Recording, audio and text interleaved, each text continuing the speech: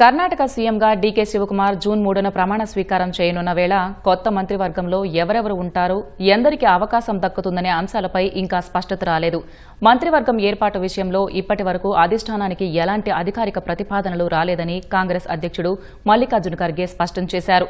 ఢిల్లీలో మీడియాతో మాట్లాడిన ఖర్గే సీఎం ప్రమాణ స్వీకారం ముగిసిన తర్వాతే మంత్రులు, డిప్యూటీ సీఎంలు కీలక పదవుల కేటాయింపులపై నిర్ణయం తీసుకుంటామని వెల్లడించారు.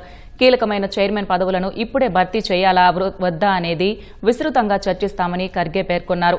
మొదట ఒక విడతలో 8 నుంచి 10 మంది మంత్రులతో ప్రమాణ స్వీకారం చేయించి నెల రోజుల్లో మిగిలిన ఖాళీలను భర్తీ చేసే యోచనలో ఉన్నట్లు తెలిపారు.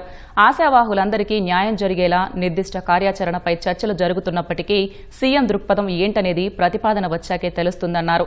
మరోవైపు డీకే సీఎం స్థానంలో కర్ణాటక ప్రదేశ్ కాంగ్రెస్ కమిటీకి కొత్త అధ్యక్షుడిని ఎంపిక చేసే ప్రక్రియ కూడా ప్రారంభమైందని ఖర్గే అన్నారు.